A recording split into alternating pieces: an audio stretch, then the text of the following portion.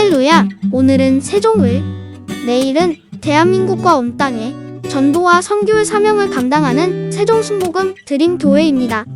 하나님의 사랑과 은혜가 치유와 응답이 있는 성령 충만한 교회입니다. 구독과 중보기도로 드림가족이 되어보세요. 오늘도 주 안에서 참 좋은 날입니다. 성결이란 제목으로 은혜를 나누고자 합니다. 신앙에 대단한 열심을 가진 어느 한 자매님이 금년도에는 기필코 깊은 신앙에 들어가겠다고 결심을 하고 구약 성경부터 열심히 읽기 시작한 것입니다. 그는 성구 사진을 갖다 놓고 열심히 구약 성경을 읽다가 그만 그 마음속에 무서운 갈등에 사로잡혀 버리고 말한 것입니다. 그가 성경을 읽는 과정에 보니까 구약 성경이 10계명만 있는 것이 아니라 그게 부과되어서 100여 계명이 되어 있는데 그 계명에 자기 생애를 비춰보니까 너무나 자기의 삶이 비참하다는 것입니다. 만신창이로 하나님의 계명을 지키지 못하고 죄인 중에 괴수라는 것을 깨닫고 난 다음에 그만 그 마음속에 구름같이 회의가 피어오르기 시작한 것입니다. 과연 내가 구원받았을까? 지금까지 이처럼 열심히 교회 나오고 평생을 예수를 믿었는데 과연 내가 구원을 받았을까? 나는 하나님 말씀이 시킨 대로 행하면서 살지 못하지 않았냐? 그래서 그의 번민은 극도에 달했었습니다. 어떻게 해야 될지 모르는 슬픔과 우울이 그 가슴을 눌렀었습니다. 왜 이렇게 되었을까요? 예수를 더 잘 믿어보겠다고 성경 문고에 들어간 그가 성경을 읽다가 그만 그 영혼 속에 견딜 수 없는 타격을 입게 된 것입니다. 마치 사도 바울 선생처럼 오라 나는 곤고한 사람이로다, 이 사망의 몸에서 누가 나를 건져내라는 탄식 속에 떨어져 버리고 마는 것입니다. 오늘 나는 이 자매님과 더불어 이와 같은 염려와 근심에 처한 사람들에게 하나님 말씀을 통하여 대답을 드리고자 하는 것입니다. 첫째로 의인이란 어떠한 분인가, 그 정의를 분명하게 내려야 되는 것입니다. 성경에는 의롭게 살아라고 말하는데 우리가 의인이 되려면 어떠한 사람이 되어야 되는가? 여러분, 의인의 자격이란 우리 상상을 초월합니다. 의인이란 것은 한평생을 살면서 죄를 한 번도 안 지은 자가 의인인 것입니다. 여러분께서 99세 세상을 뜬다고 할 때 99세에 죄를 한 번만 지으면 벌써 그는 죄인입니다. 의인은 아닙니다. 지나간 날에 아무리 의롭게 살았다 할지라도 오늘 이 시간에 죄를 지으면 지나간 날에 의인은 사라져버리고 오늘 그 죄를 지음으로 그는 죄인이 되는 것입니다. 이러므로 의인이란 것은 일평생에 한 번도 죄를 짓지 않은 사람이 의인인 것이니 이러한 의에 도달할 사람이 있을 줄 생각합니까? 의인이란 것은 하나님 앞에 서게 될 때 흠도 없고 점도 없어서 조금도 부끄러움이 없이 담대한 자기 자신을 가지고 설 수 있는 자가 의인입니다. 의인이란 것은 원수 마귀가 와서 아무리 그를 도적질하고 죽이고 멸망시켜버렸고 참소하려고 그의 머리끝부터 발끝까지 다 훑어보아도 조금도 손가락질할 수 있는 흠과 점이 없는 그와 같은 완전 무결한 자격자가 의인인 것입니다. 천당에 들어갈 사람은 이 의의 자격을 가진 사람만이 들어갈 수 있다는 것입니다. 의인이 되는 것이 바로 천국 들어가는 파스포드요, 천국의 시민권인 것입니다. 의인이 되지 않고는 아무리 교회 왔다 갔다 해도 천국에 들어갈 수 없습니다. 그러면 바로 이 자매님과 같이 하나님의 10계명을 중심으로 해서 100여 계명 앞에서 자기 자신을 비춰보니까 자기가 얼마나 비참한 죄인인 것을 깨닫게 되고 이제는 천국에 들어갈 자신이란 하나도 없다는 것을 깨닫게 된 것입니다. 여러분, 우리가 의인이 어떠한 사람인가를 알게 되면 우리 자신이 하나님 앞에서 몸서리치게 될 것인 것입니다. 우리 자신의 더러움과 능마 같음을 생각하고 우리 같은 사람은 천당의 대문 밖에도 얼씬거리지 못할 인간이라는 것을 알게 될 것입니다. 그러면 누가 과연 천국에 들어갈 수 있겠습니까? 어떤 사람이 의인이 될 수 있겠습니까? 오늘 두 번째 내가 여러분께 알려드리고 싶은 것은 의에 도달하는 데는 두 가지 길이 있습니다. 그 첫째 번의 길이 율법을 지킴으로 말미암아 의의 행위로서 들어가는 그와 같은 길인 것입니다.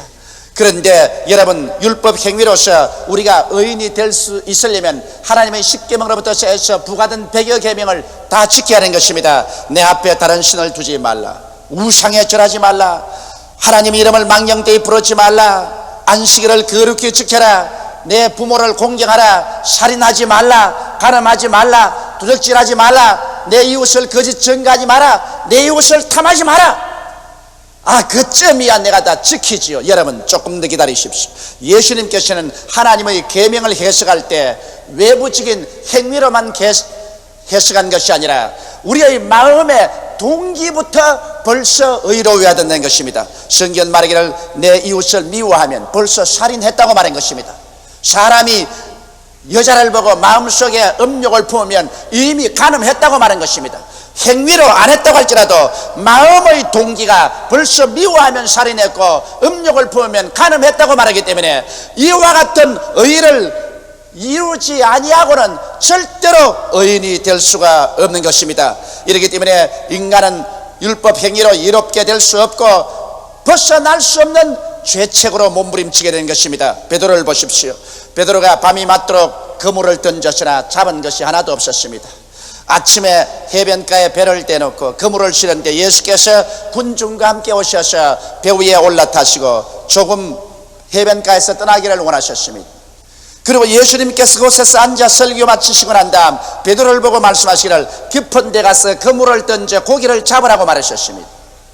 베드로가 배를 채우면서도 선생이여 밤이 맞도록 그물을 던졌으나 잡은 것이 하나도 없으되 선생의 명령을 쫓아서 그물을 던지겠나이다. 그래서 깊은 곳에 가서 그물을 내려서 땡겨보니 고기가 너무 많이 에어진지라 그물이 찢어질 지경인 것입니다.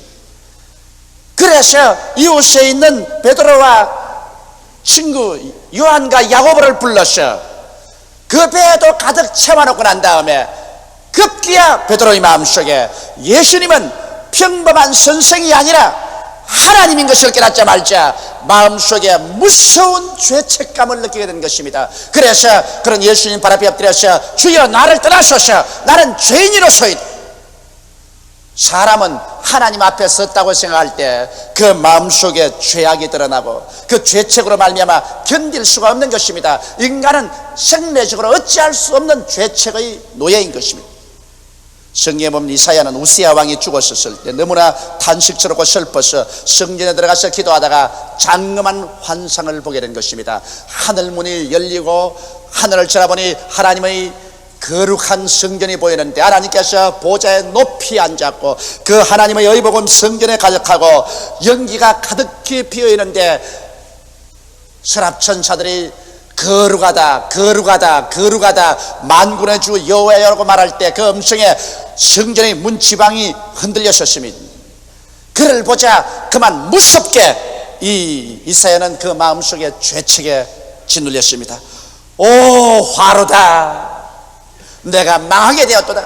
나는 입술이 부정한 사람이요 입술이 부정한 백성 가운데 사는 사람으로서 내 눈으로 만군의 여호와를 보았도다.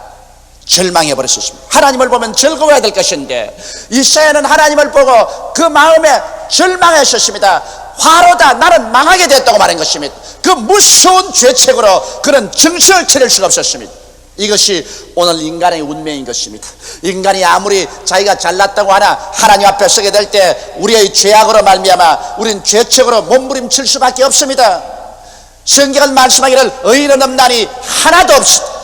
모든 사람이 죄를 범하였으니 하나님의 영광에 이르지 못하려고 말한 것입니다. 이러므로 심판의 날에 사람들이 하나님 앞에 서게 될 때 용서받지 못한 죄인들은 그 죄책으로 말미암아 몸부림치게 될 것입니다. 숨을 곳이 없는 수치와 곤욕 가운데서 하나님 보좌를 피하려고 하고 어찌한지 하나님을 떠나서 고통스러워도 지옥 밑바닥까지라도 내려가려고 애를 쓰게 될 것입니다. 여러분, 의인이 된다는 것은 율법 행위로 말미암아서는 전혀 불가능합니다. 그렇기 때문에 육신으로 말미암아 하나님 앞에 의롭다함을 입을 육체가 없다고 성경은 말하고 있는 것입니다. 여러분과 나는 그러므로 한 사람도 남김없이 다 죄인이기 때문에 우리 행위로 말미암아 천국 들어갈 길은 막혀버리고 마는 것입니다. 이 자매님이 구약 성경을 읽다가 절망해버린 것은 그가 행위로서 자기가 의로움을 얻으려는 생각을 가지기 때문인 것입니다. 오늘 또 누구든지 행위로 의롭다함을 얻으려는 사람은 구약 성경을 읽을 때 이 자매님처럼 정직하게 절망하지 아니할 수 없습니다. 절망하지 않는다면 이 사람은 위선의 죄를 하나 더 짓게 되는 것입니다. 그러면 누가 이 사망의 몸에서 우리를 건져내 줄 수 있을 것입니까? 여러분, 이 세상에는 스스로의 힘으로 구원받을 사람이 한 사람도 없는 것을 알기 때문에 하나님께서는 행위와 별개의 의로움을 제시해 놓았습니다. 이것이 바로 믿음으로 말미암아 얻는 의로움이신 것입니다. 인간은 행위로 말미암아 그 누구를 불구하고 한 사람도 구원받을 수 없는 것을 아시고 우리 하나님 아버지께서는 우리를 구원하시기 위해서 믿음의 길을 열어놓으셨습니다. 바로 그것이 하나님이 세상을 이처럼 사랑하사 독생자를 주셨으니 누구든지 저를 믿으면 멸망하지 않고 영생을 얻으리라는 것입니다. 하나님께서 그 아들 예수님을 보내주셔서 예수께서 동정녀 마리아의 몸에 죄 없이 태어나시고 그는 33년 동안 죄도 없고 흠도 없이 진실로 하나님 앞에 유일한 인간으로서 의롭게 살아셨습니다. 이러므로 예수님은 하나님이요 사람으로서 전 인류의 죄와 불의를 다 그 한 몸에 짊어지시고 자원해서 십자가에 올라가셨습니다. 그가 찔리면 우리 허물을 인하며 그가 상하면 우리 죄악을 인함이라. 그가 징계를 받음으로 우리가 평화를 누리고 그가 채찍에 맞음으로 우리가 나음을 입었도다. 우리는 다 그릇 행하여 양같이 제 길로 갔거늘 여호와께서는 우리 무리의 죄악을 저에게 담당시겠다고 말씀하고 있는 것입니다. 예수님이야말로 바로 여러분의 죄, 나의 죄, 여러분의 불의, 나의 불의를 짊어지고 우리가 심판받을 자리에 들어가셔서 하나님 앞에서 가장 처절하고도 무자비하게 심판을 받은 것입니다.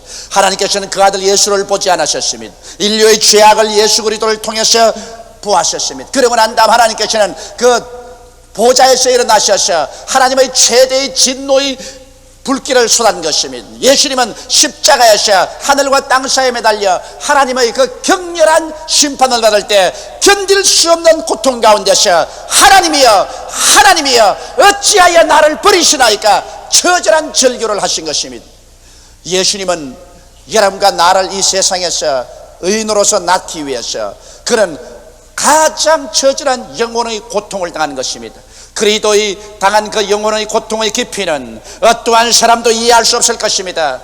우리가 천년 만년 억만년을 산다 할지라도 예수께서 십자가에서 하나님 앞에 바른 그 진노의 심판의 고통은 우리로서는 이해할 수 없을 것입니다. 그러므로 예수님의 사랑이라는 것은 우리 인간의 말로서 필설로 형언할 수 없는 사랑인 것입니다. 저 하늘을 두루마리로 삼고 저 바다를 다 먹물로 삼아서 예수 그리스도의 사랑을 다 기록한다고 할지라도 다 미처 기록하지 못할 것입니다.